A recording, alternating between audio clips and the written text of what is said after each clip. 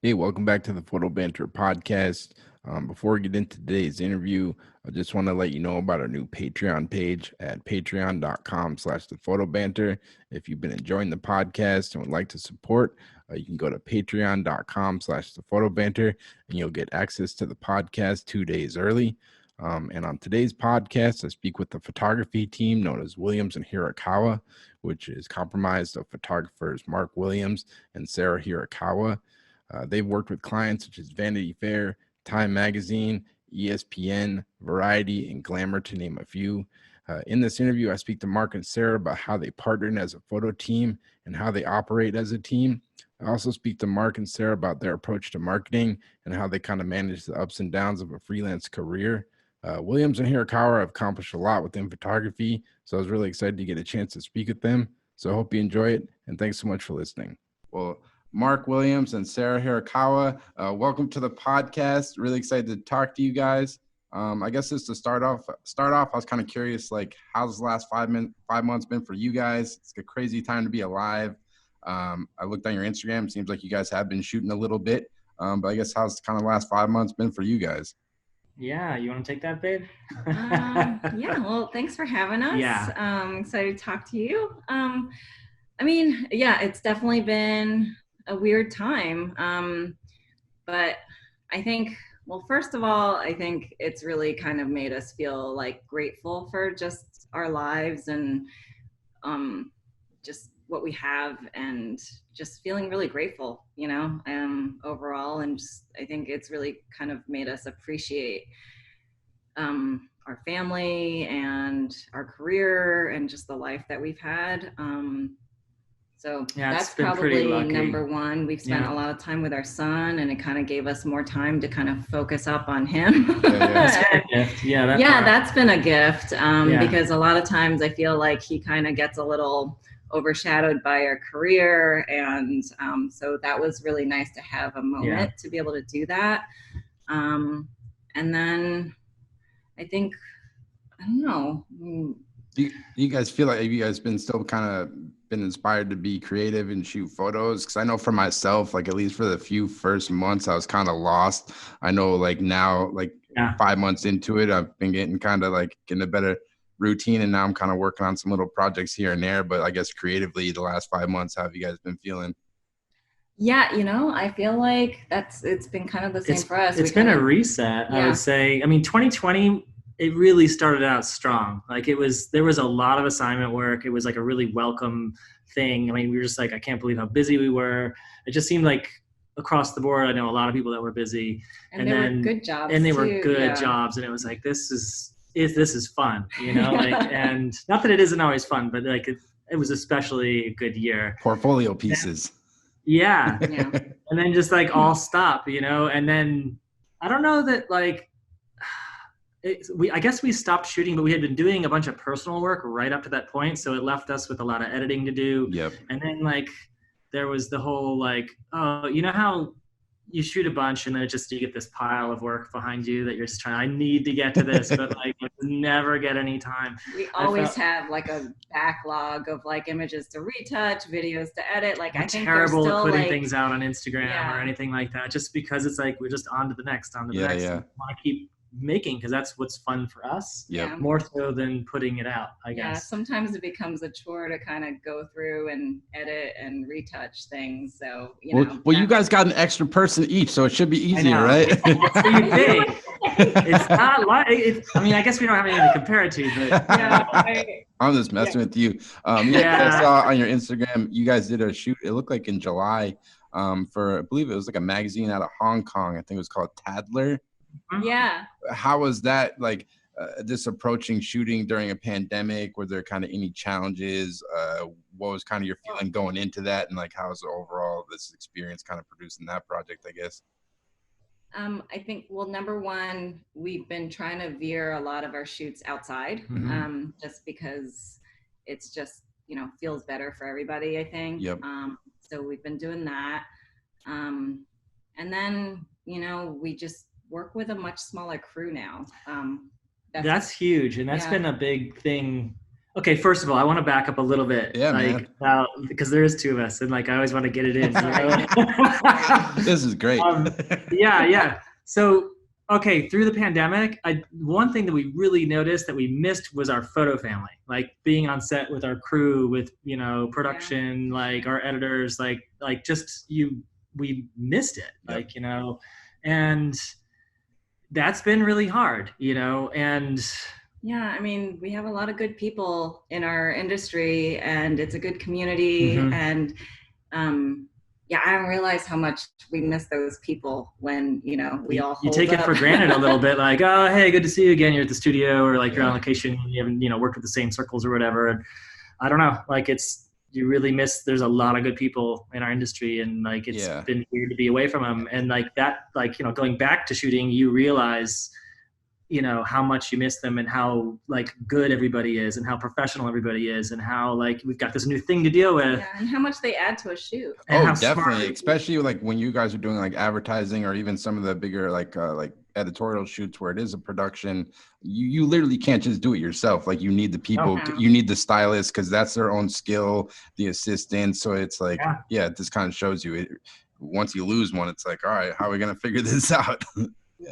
Yeah, and it's been kind of interesting because all of this, like we're using less stuff, we're using less crew, we're not using digital tech sometimes, like it's just like 2 or 3 of us, and that's it. And it's not that you can't make photographs like we used to make photographs, and we yes, our crew we rely on them, but like what's changing is like, okay, we can't, like, let's look at the way photo has changed in the last like 5 years, especially. Now we need motion, we need GIFs, we need Apple Plus content, we need like 8 pages plus a cover, we need a second option on the cover. Like, oh, can we do like a 60-second spot? Like, there's like how much we've been like, everything's been landing on photographers. Oh, and can you also now shoot BTS, because the BTS crew can't be there That's either. Right. So it's been, with COVID, it's like, I think that everyone's sort of taken a step back as far as like, okay, you need to give me all of this. It'd be great if you could, but like, I understand now that there's like, you guys are going to do what you can, and we still do, and you still can to a certain degree, but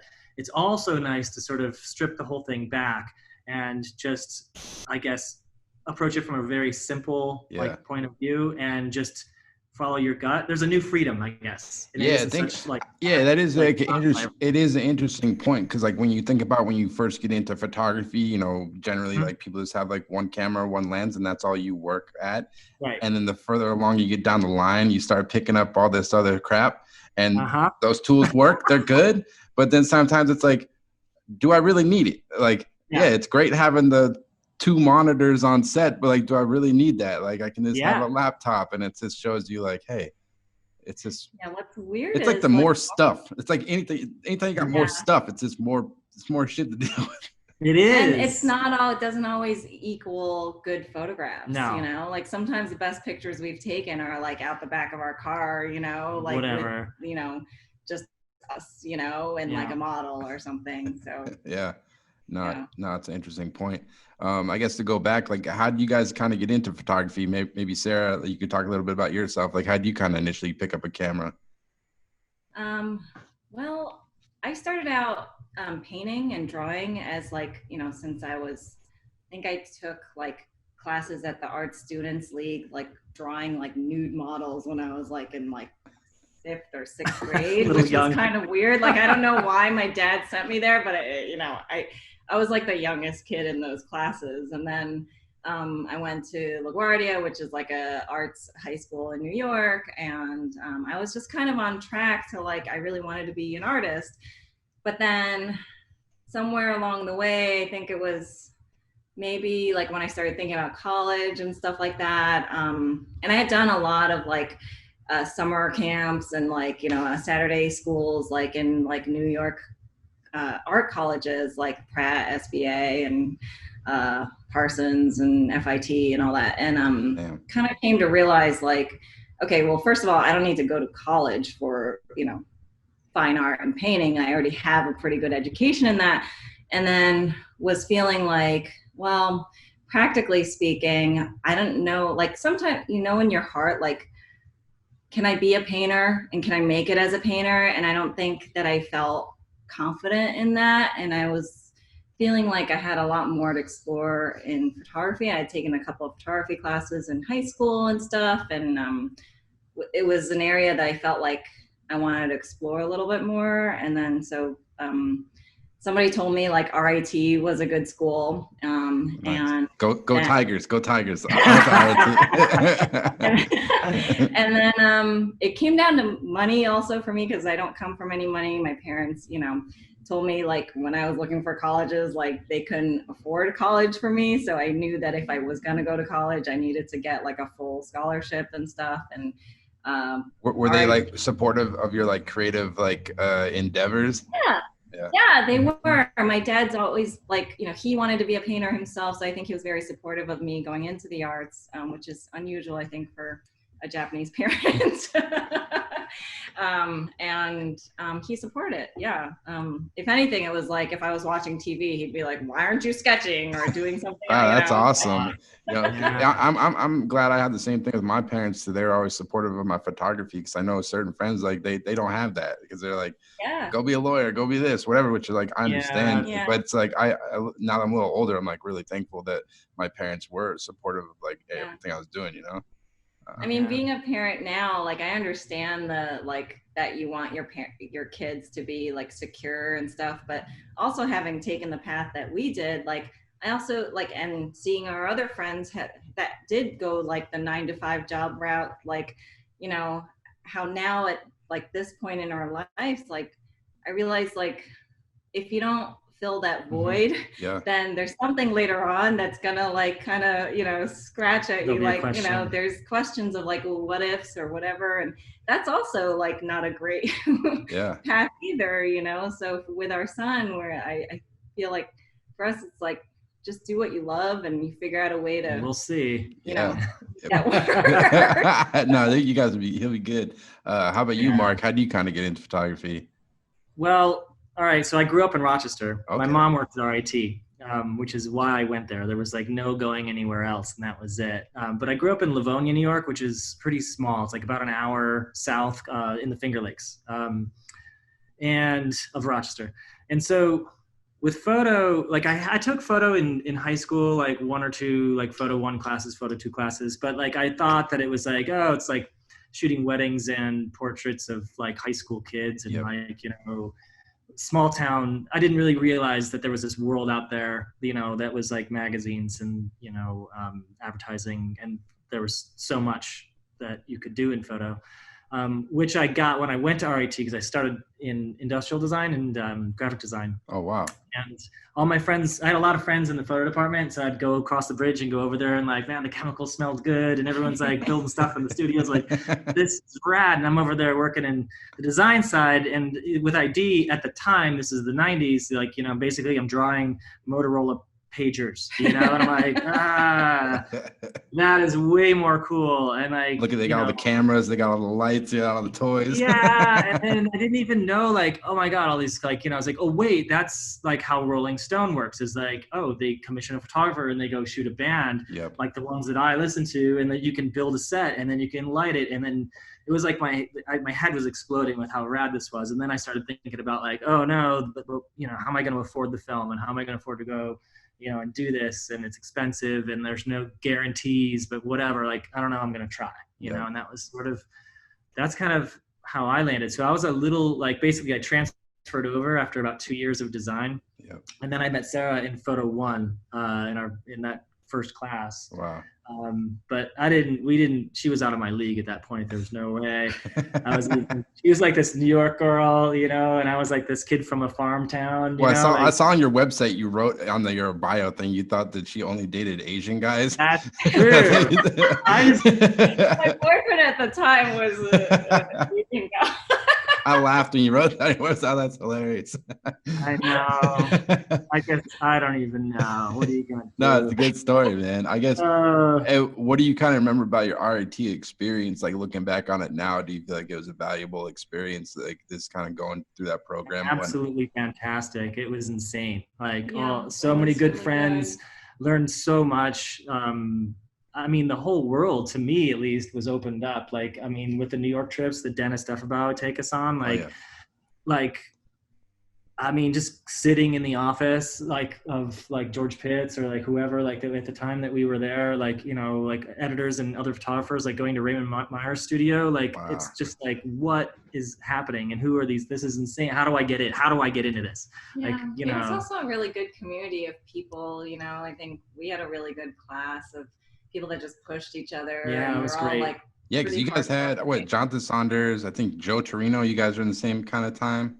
We're like Joe was one grade below us. Got it. But, with Amanda Friedman too. To be honest, like a lot of the people that we went to school with, that we were really close with, they didn't actually end up being photographers. Right. Well, I mean, one went filmmaking, another started teaching. Yeah. You know, like, but everybody was good. All of them could have. You know, I think some of it's just like endurance or. You know, I mean, it's hard. Yeah. You know, it's difficult. Also life choices, I think, too. Like, you know, anyway.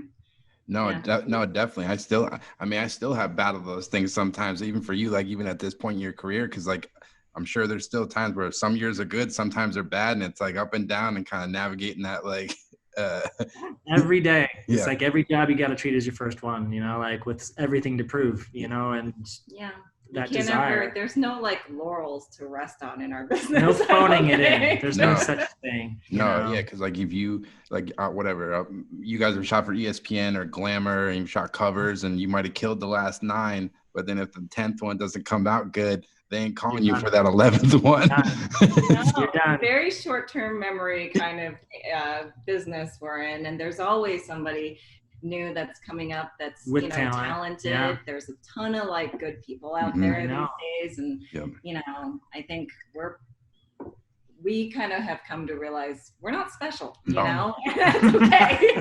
No, it's just getting harder by the year. There's less magazines, there's more people shooting, and it's just like, but I welcome the competition, honestly. It just, I think at the end of it's competitive, but it pushes you to kind of make better images. Like it's inspiring, you know, like, and the access now to anybody. Like, I mean, if you think about it, I mean, all I can really do is speak about like my experience was like, you know, you'd need to be able to afford film. You'd need to be, now I worked like 3 jobs to do that, you know, like, and, you know, then you needed to like load film, like, you know, like you need to learn like large format, medium format cameras, like lighting and all this gear. So like it's money, and it's also like a lot of time learning those things that are hard to get access to. I mean, I had to assist like on a major like long job to be able to afford my first RZ, you know, like, and it was like, it's always like $6,000 for that kit, you know, like, and I worked like a year to get it, you know, and back then it was like a few people had those cameras, and it was like just less photographers, and then you had to kind of go through the gateway of the editors, and which is also like this mountain that seemed impossible, right? And now, sure, you can say that everyone's got like, you know, a phone in their pocket with like, you know, or whatever, like digital cameras are more accessible.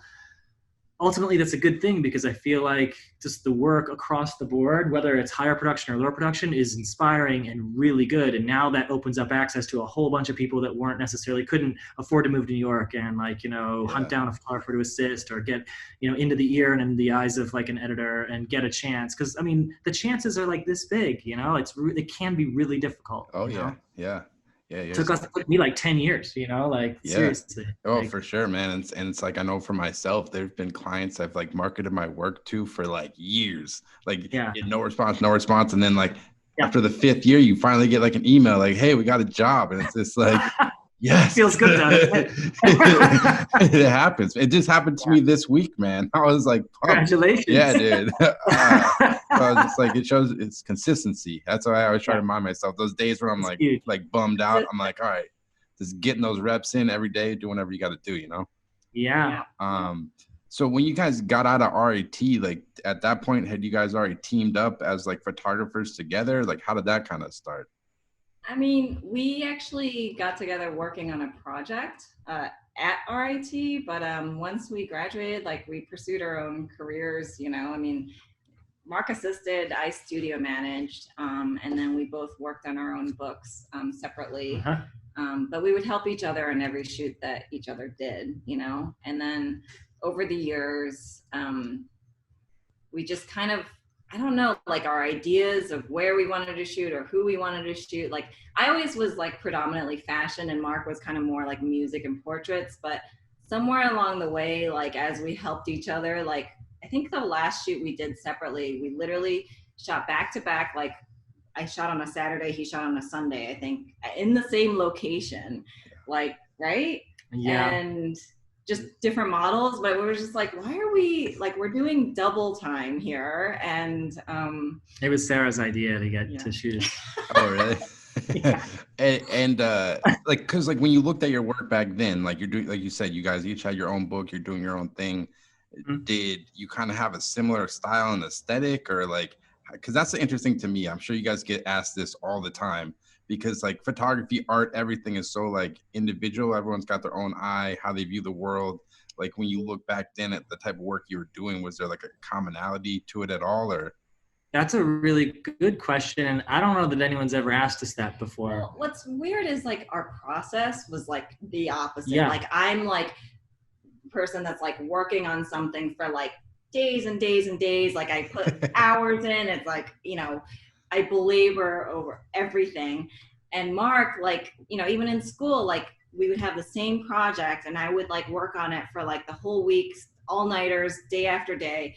Mark would like, you know, like take me like to some location for like, you know, and literally spend like 10 minutes on it, you know, and we would get like the same grade and I would like his picture just as much as mine, you know. That was kind of, that like says a lot about, you know, our different processes, but like in terms of like what we like, we always agree on like what we like. In like, my formula happens to go quicker. I'm more reactionary and Sarah's more of a builder. Yeah. So the combination has kind of been pretty successful and pretty good, both, you know, in our relationship and with the work. It's just like when we do, and sometimes we do have two cameras like on one set, and it's proven to be a little bit difficult because what happens is like, you know, we're framed up, we're shooting, I'm moving over, moving over, I'm moving over. All of a sudden, like we're running into each other because we tend to always kind of gravitate towards the same spot because we don't shoot on tripods or anything like that. We kind of move around until we feel like that this is, I should be here, you know, spot. There's this, you know, and that's kind of how we operate. So most of the time now there's not even two cameras anymore. It's just one camera and, you know, one of us is shooting, you know? Yeah. Yeah. So like to answer your question, I think we both, our vision kind of like can be in this, you know, in a similar world, but how we get there is very different. Yeah. Who's doing the logistics in this business? Who's the logistic person prepping for the shoots and like the X's and O's, I guess?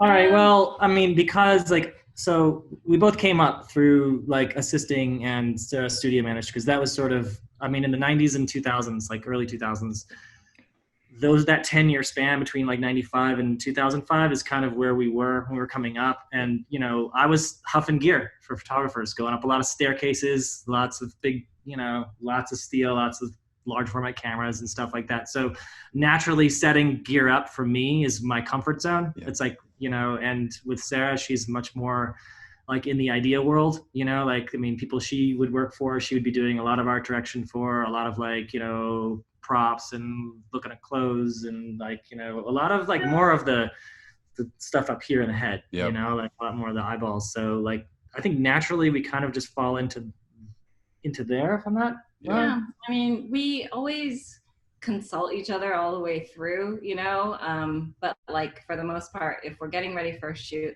I'll think about like the approach to the shoot and like, you know, and then come up with some like references and stuff, and I'll show Mark and then we'll kind of talk about it. And it's usually that in the beginning, like all over the place because I can't make up my mind about anything. Yes. But then as we kind of talk it through, like Mark, you know, kind of helps me navigate that. And then we I like what I like, and I'm just going to be like, and then, just having this, you know. And then I end up kind of corresponding a lot more with the client in the beginning. Yeah. And then Mark will kind of like get the crew together and get the gear package, and we'll kind of he'll figure out, kind of think about lighting design, and then we'll kind of, you know, come together on that, but he'll kind of head up that side of things. But then when we scout, which we scout every single job if we have an opportunity to, just because we map the whole thing out. Because like, you know, like if you first landed a shoot, say you get there 2 hours early, you're running around, like your phone's ringing, there's questions everywhere. Like it's just nice to have nothing happening and you can just go to a location.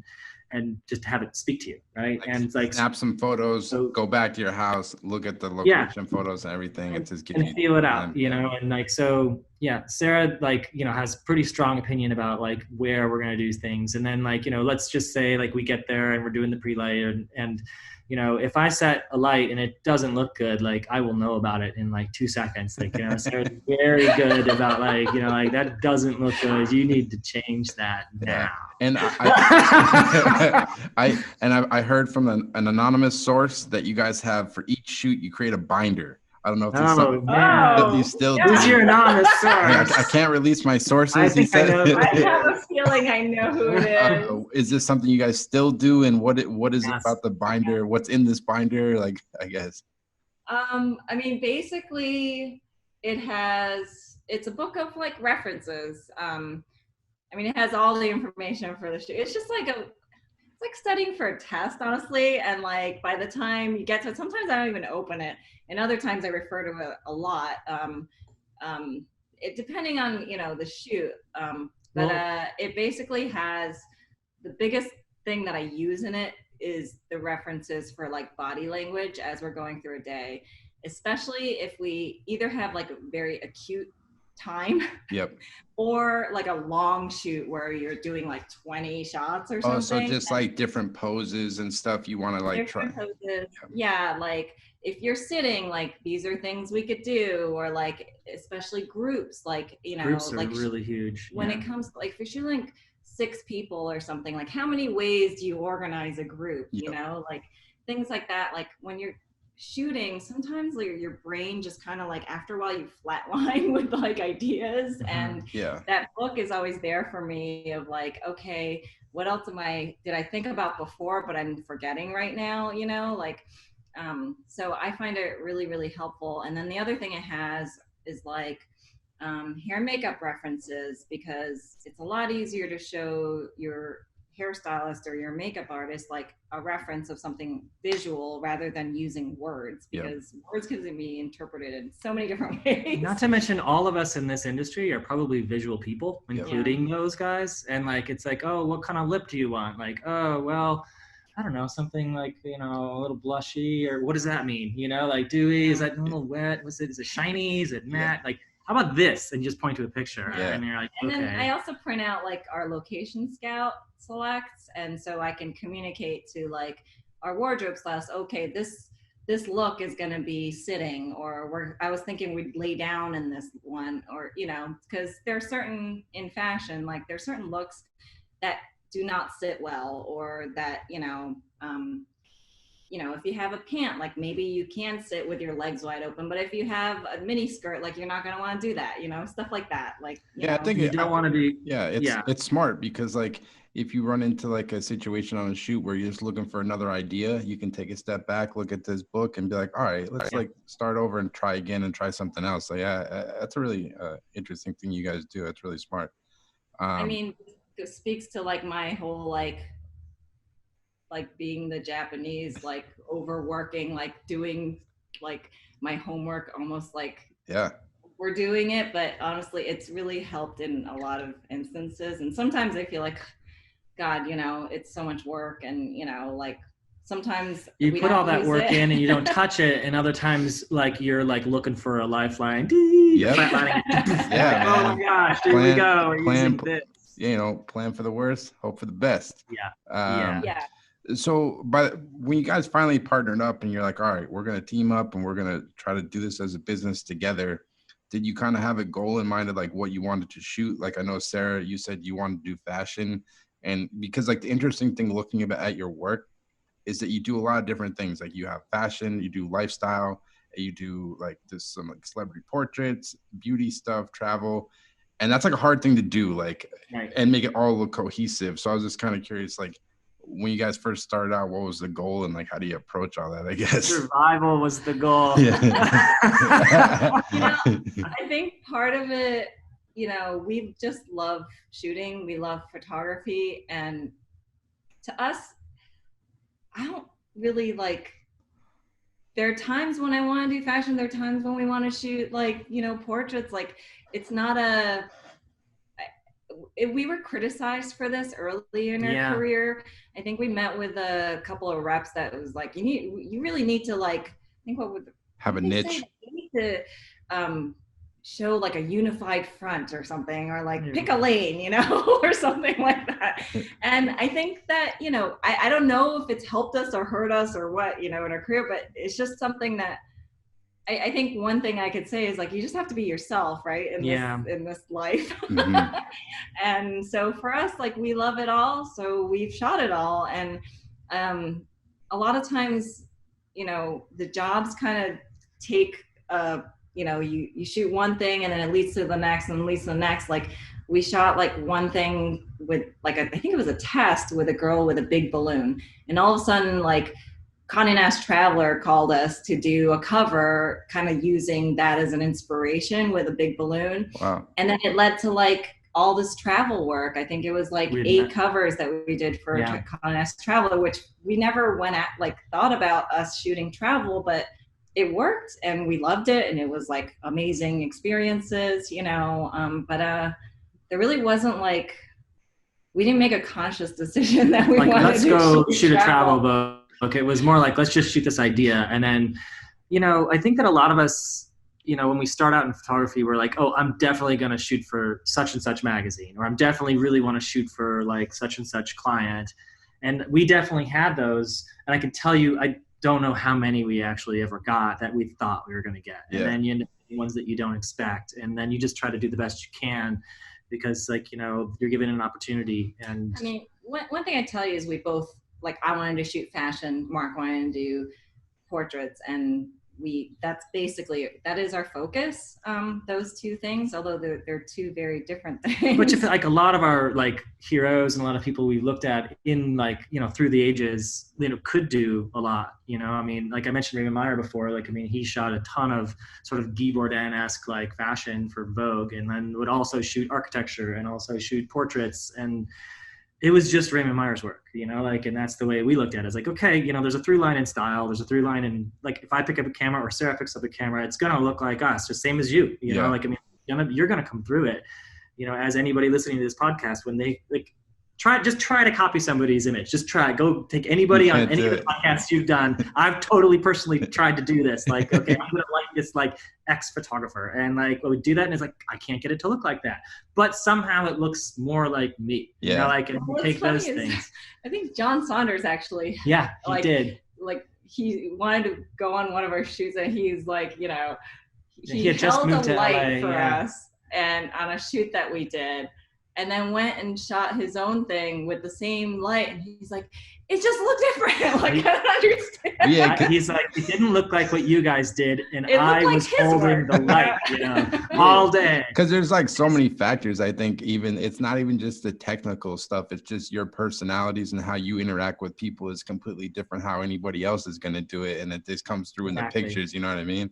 Yeah. Which I think has helped me as I've gotten older and through this to be like a little more, I guess, secure in like, you know, because photographers, you know, none of us ever talk to each other barely, like, you know, it's like start a podcast, man. You can talk to anybody every week. I guess what I was gonna say is like, I don't worry about it anymore. Where I'd be like, oh man, I wish I was good as this person or good as that person. You know, you're just yourself and you just do what you can, and it's going to come out that way. I think it's like all the photographers that I really like, you can tell looking at their work, the stuff they're photographing, they really love it. Like one of my favorite photographers of all time, maybe you guys know him. He's from Los Angeles. His name's Estefan Oriol, and he shoots like all black and white, like a lot of lowrider culture.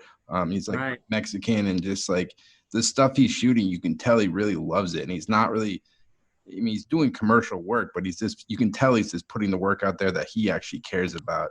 Because, like, I don't know if you ever felt like this early on in your career, like, you're trying to make a living, so you got to pay the bills. So it's, like, easy to be like, all right, maybe if I shoot this, then I can make some money doing this. Totally. It's like this weird balance of, like, whatever they call it, art and commerce. It's, like, this hard. Yes. How do you guys kind of navigate that?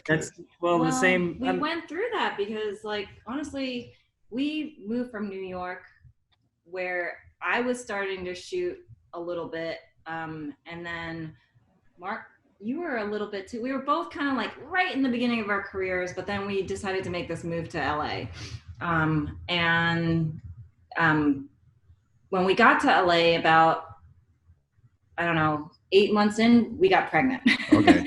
And it kind of fast tracked us into like, oh shit, we really need to like, you know, do this and make a living doing photography. And we were both still like kind of half shooting, half assisting. Yeah. You know, I was from studio managing. I had gotten like, people still wanted to use me for, you know, for bookkeeping and stuff like that. So I was doing that on the side, and Mark was assisting and stuff. But at that point, we were just like in survival mode of like, we need to push through and do anything that it takes. Yep. Yeah. And we tested a ton when our son Eli was like a little baby. I mean, like shooting tests like off the side of the road. I had him in like a little baby Bjorn, like 70 back. Like I put him to bed in the car and like had the baby monitor on my hip, like as we shot, you know, I was like, oh, he's crying, I gotta go in, you know. And we basically did that. But like we started getting a lot of entertainment work just because we were in LA. Yep. And I think we could just handle the production of those jobs. Well, we made an effort to learn how to shoot groups early, because, you know, having shot like, you know, a single portrait, it's really easy to shoot a single portrait if you have a connection. If you don't have a connection with that person, then it's like the hardest thing in the world, of course. But with the group, it's like this ensemble that you have to, it takes a certain amount of production, takes a lot of planning, a certain amount of kit and lighting, like, you know, so we learned how to do that fairly early, and it happened. And once you got one, it led to another and another and another. Well, and it became, and honestly, like talk about like those meetings that you like, you know, have, and then like, you know, you don't hear anything from them for a long time. Like, oh my gosh. We met with Entertainment Weekly very early on in our career. And I think like 3 or 4 years went by before they actually ever gave us a job. But when they started to give us a job, it was like one after another. They really kept us busy. We really needed it too. And during that 4 years when they weren't really like working with you, were you still continually like sending them work, promos and stuff like that? Yeah, for sure. I mean, our mantra was always like, just make it undeniable, you know, and we just kept pushing. And, you know, the whole thing is like the cycle of like, you make new work, you promote it, you follow up with like, you know, emails and phone calls and try to get a meeting, and then do that whole thing over and over and over again. And it's not a secret. Yeah. And there isn't really an easy way. Consistency is is like, a lot of persistence. But it does also like, and I think that our editors at EW were pretty smart and sort of like, you know, kind of maybe hitting the pause button and not just like, you know, I was like, so my gosh, we're going to get in there, you know, it's going to be amazing. And, you know, we were able to sort of shake all the rust off a little bit before they went and stuck their neck out for us, like putting us on set, especially, you know, with celebrity. Like it's like a whole other animal. Do you remember the first shoot you did for them, or maybe kind of the early ones that kind of stick out in your mind? Chelsea Handler was pretty early, but it was an Asian. It was Gong Li. Yeah. And Robin Thicke. That's right. I was like, disaster. That was a disaster. It was the hard lesson. Like, so I think this was probably shoot number 2 that we ever did. Let's hear the war stories, man. This is is what we're here for, man. We're not here for the glitz and glamour. We want to hear the war stories. We were so naive, man. Like, and this is so funny because like we got this job. It was like one of the first times like we got to shoot at a location house, and it had a pool, and we were like, oh my god, we're putting the dude in the pool in a suit. He's gonna look amazing. You know, my parents are in town. We should have them come over. Don't do that. Like all of the things that nowadays I'd look back and be like, what were you thinking? Yeah. Like, you know, so like we hinged the whole shoot on like Robin Thicke going into the water with a suit on. And the second, like another big mistake is like the second he gets there, we're like, yeah, we're going to shoot in the pool, you know, with the suit. And he's like, I'm not getting in the pool. I'm like, what? Like, but it's going to be a great picture. But that's why wouldn't you get in the pool? Like, you know, and I realized now, like, oh my gosh, like, that's not something that automatically happens. Of course the pool's cold. Of course this guy's got like a huge tour coming up and he doesn't want to get sick. Like that's like maybe he has something to do afterwards. Maybe and he doesn't want to be wet. Like, you know, like It's like, oh my God. Like, what the hell, man? Like, they do it. People do it for Chris Buck. Why won't they do it for me? Right. He's Chris Buck. That's why. Like, you know, or you get lucky and like whatever. Like, dude's like doesn't have anything else going on. I was like, yeah, I'll get the pool. Like, you never know. You know. So that the big mistake was, I think that we were really naive in thinking that everybody loved photography as much as we did, and thought that like this was going to be the thing that would be, you know, we had a lot writing like, I need this photograph to work. And this is how it's going to work. And okay, now we need that backup plan, you know, which teaches you the valuable lesson of always have like your backup plans. And like have those conversations beforehand if you can, I guess, with like. Well, that's a tricky thing, man. It's like, I don't even know if that works, because then it gives them the opportunity to shut it down before you get there. Don't and, show like, them your cards. You show too many cards, you know, like, and then it's like, well, why are we at this location house with the pool? Do we need the pool anymore? Are we going to shoot by the pool? I mean, is there any more? Is there anything else to do when you're there? Like, so there's a gamble, and it's a fine line. It's mental gymnastics, man. It's so stressful. It's a dance when it comes to shooting celebrity, because you never know what you're going to get, you know, and you always have to have a lot of plan B's and C's, because you never know. Yeah, that's what. Yeah, I was interested in that, because you guys have shot like a good amount of celebrity stuff, and like one I was kind of interested in. You guys photographed Oprah, I believe, for Variety. When you're photographing someone like that who's been photographed a million times, do you feel like it's harder to photograph someone like that than this like someone who's like unknown, or like how do you approach a shoot like that? Because she's just such like an icon, I guess. Oprah's actually easy to shoot, I thought.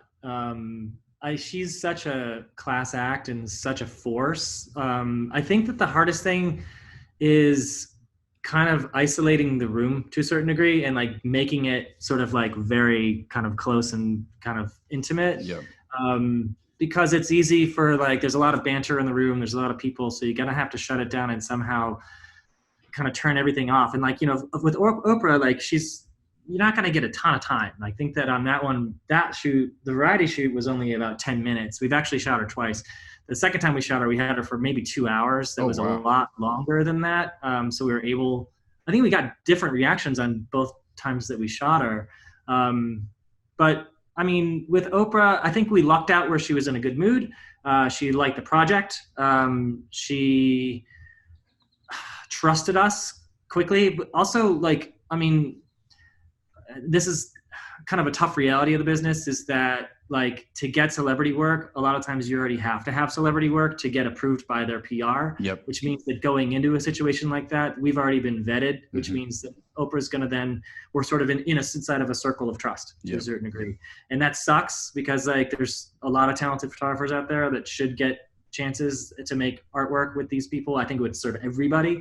But in that situation, this is a 5-minute shoot. You need somebody who's sort of clutch, who can just go in, has done it before, isn't going to be starstruck or whatever, and be able to get something intimate and beautiful in like 5 minutes, you know? So that was the chance. And really you only get like 1 or 2 sparks. Like it just kind of happens. And then you just hoping that like everything's working. Squeezing the shutter. And I think the first time we photographed her, it was for the Variety. It was like a actors on actors portfolio of where basically it's like I think it's is it a PBS show or whatever, where 2 actors interview each other. They talk. Yeah, it's like a round table thing. Yeah, I've seen that. Yeah. And then the photo shoot's kind of attached to it. So they have, you know, you shoot them in pairs and then singly and whatever. But it's about acting, you know? And so I think the way that we approached a lot of the subjects on that one was like, I want to have a connection with you on the camera. I want to feel like, you know, I want you to have like a person, like I want you to speak to the camera, you know, and we kind of, and that was like a perfect thing for Oprah, really, because she, you know, is somebody who is into connecting with people, you know, because she interviews people all the time. And she's an actress, you know. So that was, I think we won her over that way. And then I think she really liked the photographs too. I hope so. And do you guys like welcome, like I'm sure you run into this sometimes where the subject you're photographing, they might have like an idea of like how something they want to do, how they want to pose. Do you kind of welcome that collaboration? Well, that'd be the first thing that we do. I think that we have to, you know, I mean,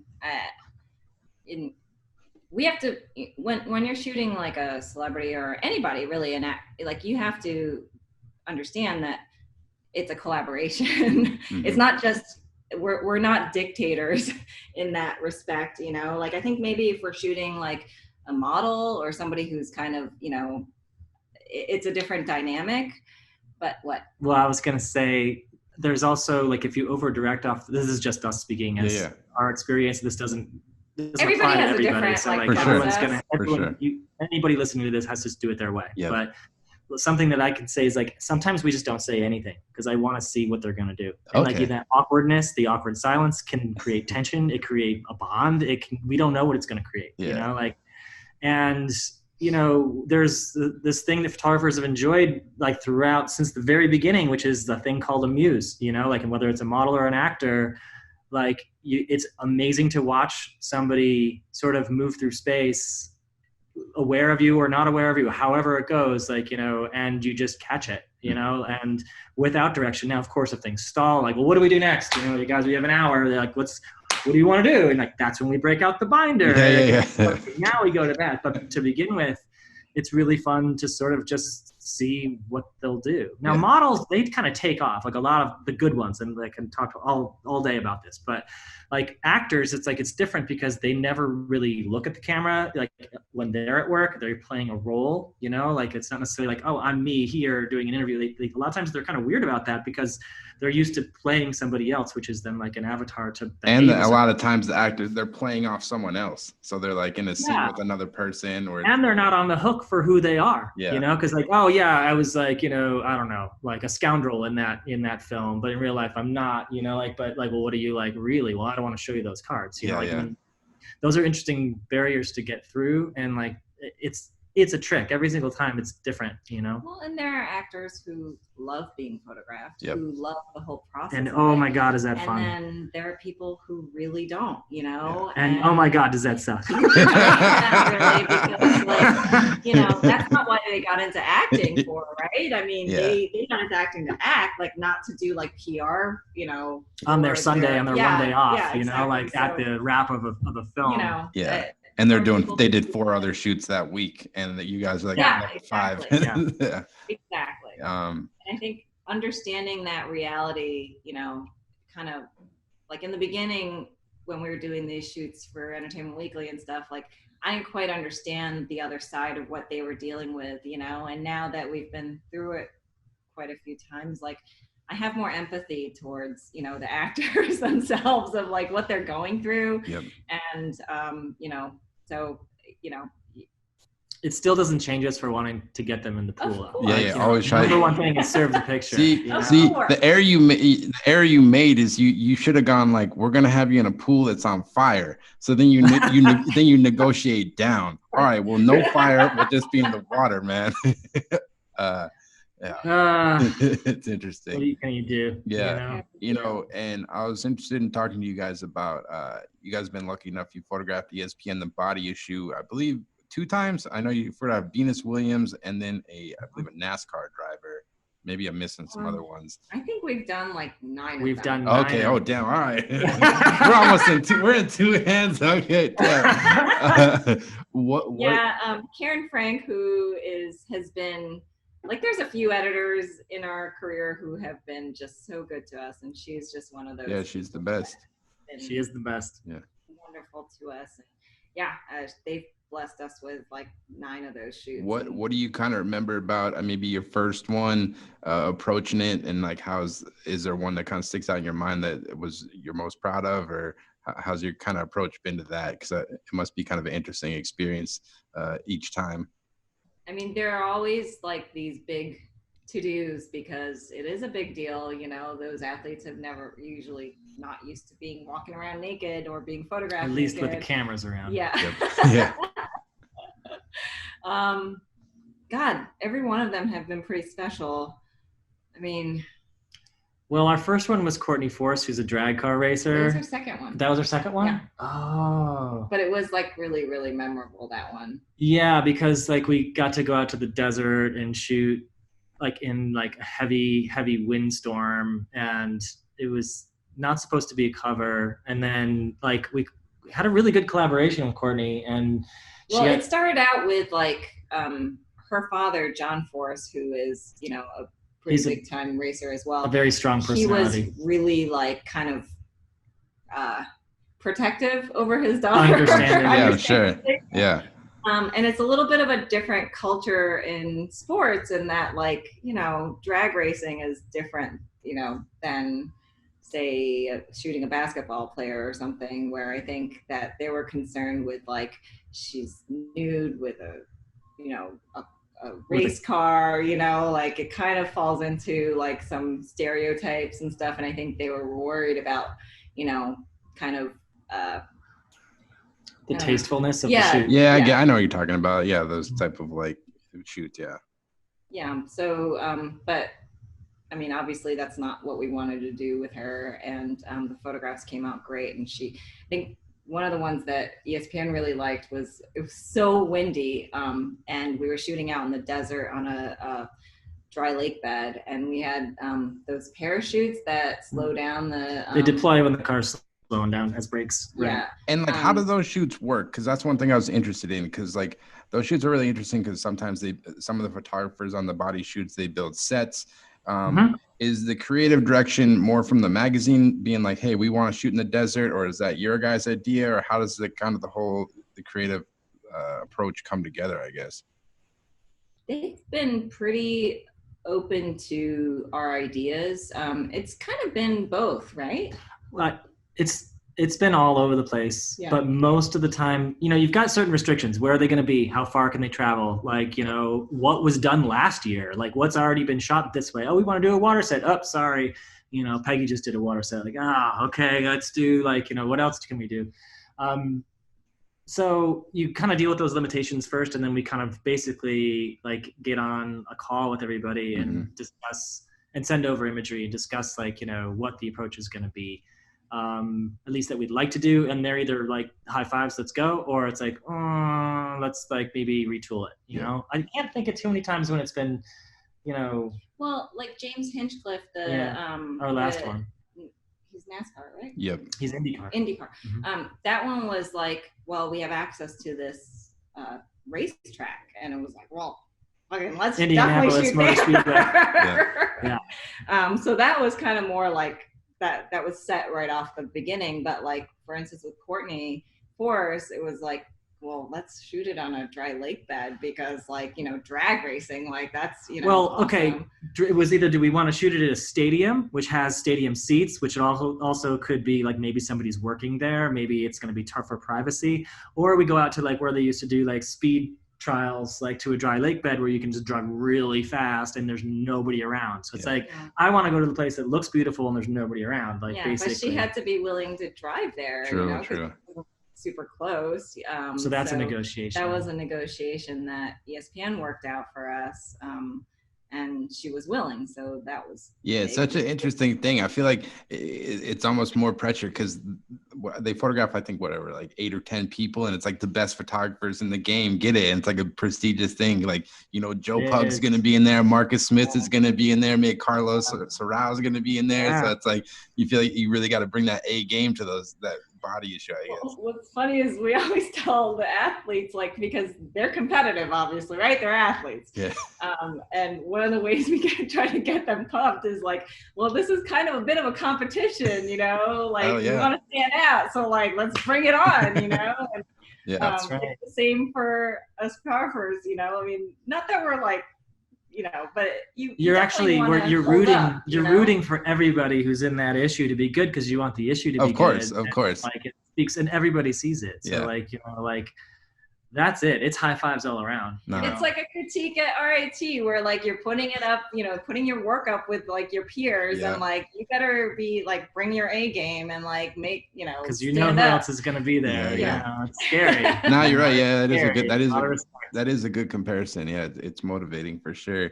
And like one thing, like when you guys look at all your work now, or even the shoots you do now, do you walk away from every shoot like completely satisfied, or sometimes you kind of like second guessing yourself, like, yeah, we should have done that, or are you just like hitting it out of the park every time, like, all right, high five, Sarah, we killed it again? Oh yeah, we're hitting it out of the park every time. We're just slaying. Like, there's never a bad shoot or like a bad minute, ever. Yep. No, I mean, I'd say like, I mean, in all reality, like most of the time I feel pretty good about it. Like, you know, but there's always like, I wish we would have done this, or if we would have pushed this direction, do you think we could have gotten that? Well, we might have lost them, you know, or did we play too safe? That's the other thing. It's so easy to just be like, oh, I didn't want to ask, you know, so we weren't really set up, or I don't want to do it. But like, and it's this weird fine line. And so you've got this like post-shoot depression sometimes where you just come back. And like one of our first shoots was like a depressing, like, oh my gosh, like this was like a horrifying experience. And we called their subject back and be like, can you meet us tomorrow? We want to redo it, you know? And we've done that, you know, like where we felt like we didn't pull it off, you know? Yeah. No, I think it's good to hear, because I think, you know, obviously you guys have accomplished a lot, and like a lot of younger photographers look up to your work. So I think it's just kind of, it's like relatable just to hear that you still have those like same struggles that I think everyone has. It's like, because like when you look at your work like 5 years ago now, like do you like all of it? Because even me, because it's you know, because it's constantly changing year after year. I'm like, why the fuck? Why was I using this Photoshop, like whatever, like why was I doing this? You have to try. That's why you have to try and fail and succeed and figure it out. Like there's no easy, oh, this is the way. Like, no, like, you know, like it's half of it's failing. We literally, Sarah and I shoot tests all the time still, like free shoots that we just do, because like if you just allow assignment work to carry you down this one road, like you're going to end up shooting that way. And then it can get stale. And like you can be afraid to take risks on a job, because the job is on the line, and you may not want to, like, you know, try and fail. Yeah. So we do a lot of test shoots to kind of just shake it out and like just shoot something without any constraints. And for the love of it. Yeah, that's right, because it's fun. That's to me, like, that was like the hardest thing this last 5 months. It was like it was like, like, what the fuck am I supposed to be doing? Like, you're supposed to go outside, you're supposed to not do this and not shoot people or whatever. Yeah. And it's like, it's just that fuel. And it's like, once you kind of just keep like consistency, it's like you just build and build and build, I think. At least for me, you know? Yeah, absolutely. I mean, as a photographer, I think you just have to shoot. Like, you know, if anybody starting out, it's like, that's the number one thing, is you got to shoot, because you learn things, you know, even if it goes poorly, you learn something from it, you know, I mean, you always need new work to be able to send to clients. Like, you can't keep, you know, bothering people with the same images. Like, you need to have new work to show, right? Yeah, and if you keep sending the same stuff, the editors can be like, this dude's lazy, man. He ain't doing nothing. You know, and a couple more questions. I don't want to take up your whole day. Speaking on the test stuff, you know, I was kind of curious, like with fashion stuff, you guys have done some cool fashion work. Like, how do you kind of get your foot in the door of those type of, like, that world? Like, is it this kind of like you said, this kind of building tests because you want to shoot for fashion, maybe X, Y, and Z brand you like? How do you kind of, for people listening, like if they want to shoot fashion or whatever, like what advice would you kind of give them to kind of get their foot in the door?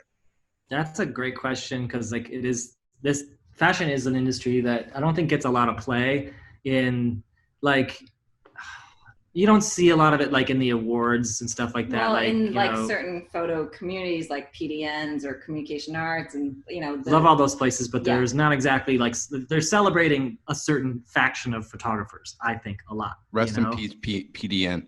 I mean, listen, we you know, we love all those places. It's just more like there's a whole other world of photography that I think really pushes photography, you know, that doesn't get talked about in certain photo circles, you know, like there's your, you know, photographers like, you know, Josh Allen's, your Dan Martinson's, like, I mean, you know, all those, you know, like great photographers that are not included in a lot of those things. But I think number one is you have to test. You have to shoot and test. And it can be a painful experience because with fashion, you really rely on your crew of hair, makeup, and stylists. Yep.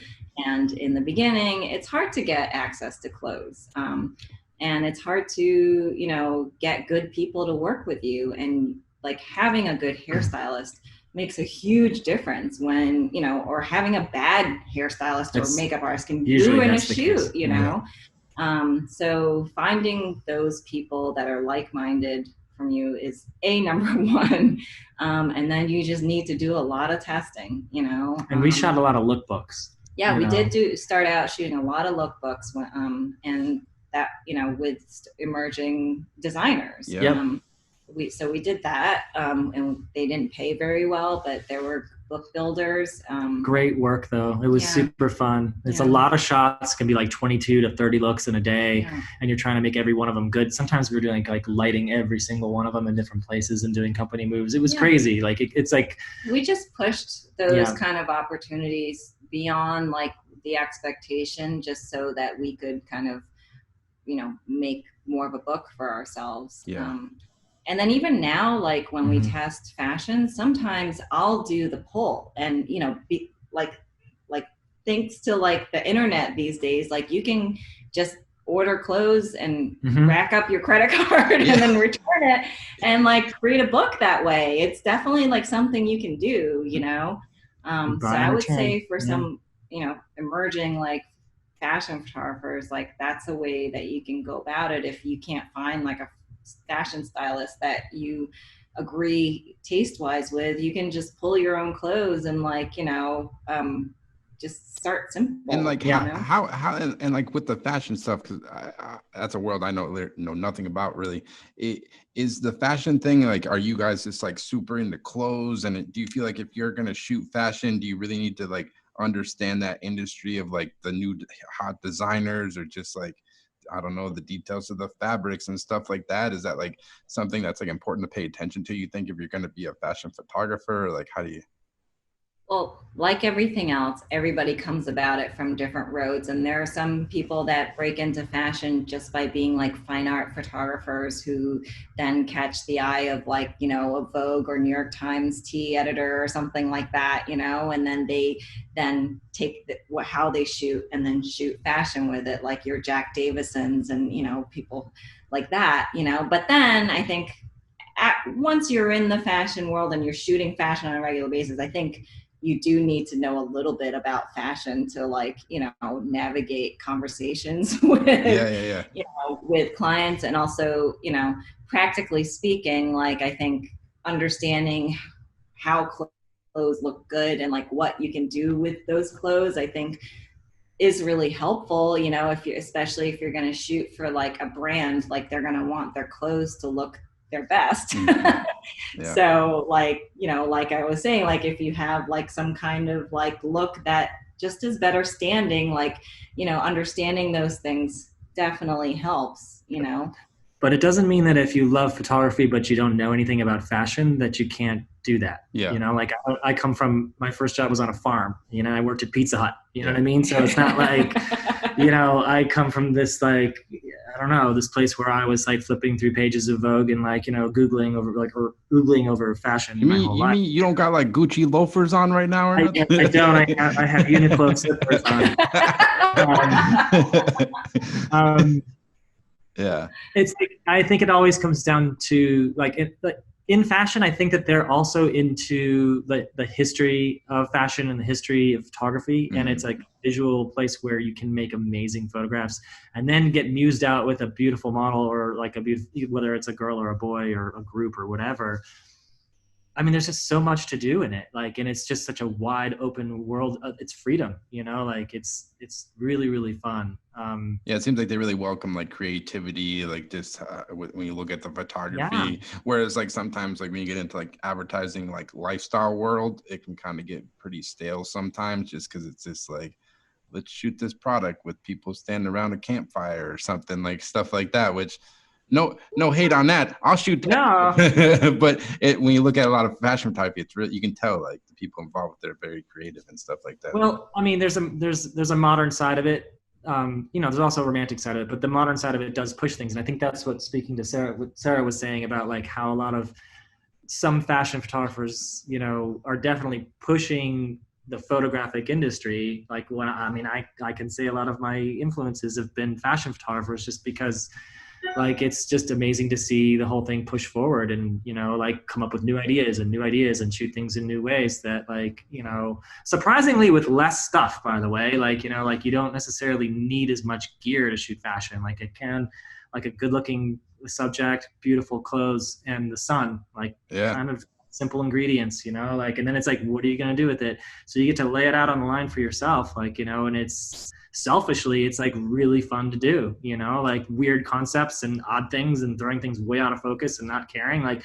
it's just, it's kind of great. Also, you know? like getting a good model, like the first time we shot like a really good model, it was like eye-opening, like, oh my God, like this is like a whole nother level. It's just, of they know how to pose, and they carry it. They carry it, and it makes picture making so much easier. You're like, this is how they do it. This is crazy. But on the flip side, I feel more pressure sometimes when we shoot fashion, because you always feel like you need to be pushing it somehow. Like you can't play it safe when you're shooting fashion, because it's just an industry that I think I feel for myself, like we want to push it and, you know, have some kind of edge and not be too safe, you know? So, you know, sometimes you can fall flat on your face doing that, because, you know, not every idea works. It's a certified banger. And I guess like when you're working commercially, I know you guys work with the rep. I think you guys with art department, I think. When did you guys know you're ready for a rep, and like how do you kind of decide who you're going to partner with, I guess? And do you think it's a necessity if you want to work commercially? No, it's not a necessity. I mean, I think it does make life easier, because you have another, you know, team working to promote you, and you know, that can be a lot of work. And I think it's always helpful to have more people, you know, working for your cause. So we found it to be invaluable to have a rep, but I don't think it's, you know, but we started out without a rep, and like, you know, it wasn't like we always had one, and it wasn't like, you know, we were born with a silver spoon in our mouth and like, you know, had the keys to the kingdom. Like, you know, we both worked our way up through it and spent a lot of time kind of like shooting a book, reshooting another book, and just keep shooting. By the time we got like into the meetings with the reps, I feel like, and maybe it was a little bit of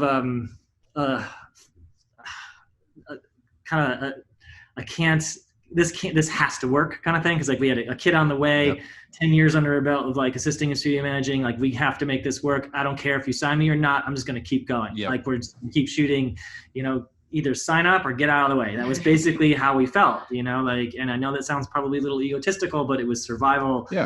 And, you know, mixed with a little bit of confidence that I think you have to have, you know, like to be in this and to do this. So when the rep thing did happen, it was huge.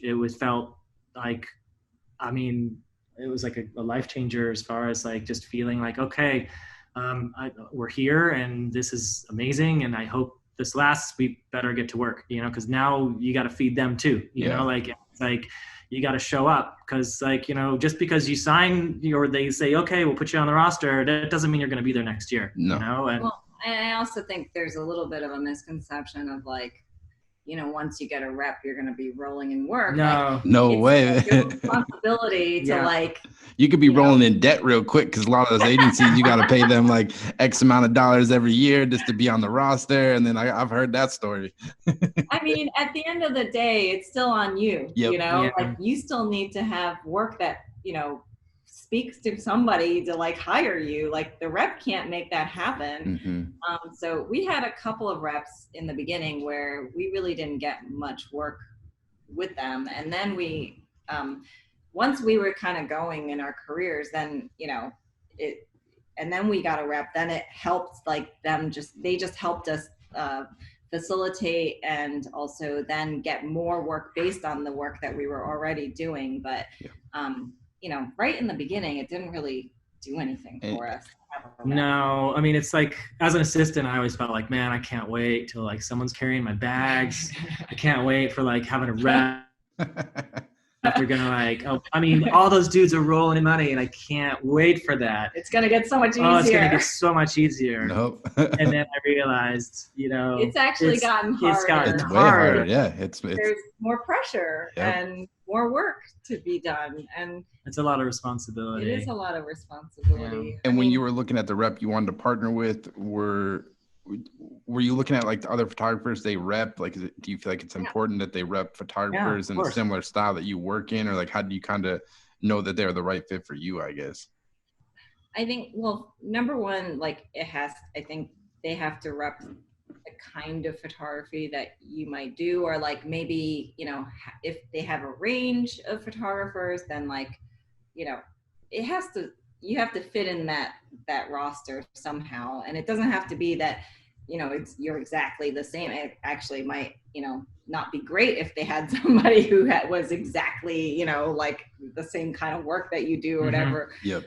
But I think like for instance, when we were looking at art department, we saw that they repped fashion photographers and portrait photographers and commercial. And for us, that was important because there are a lot of reps that just rep like fashion people, and we knew that wasn't exactly right for us. But then, like a fully commercial agency, we knew wasn't right for us either. And art department for us was like, they kind of, they're in both worlds.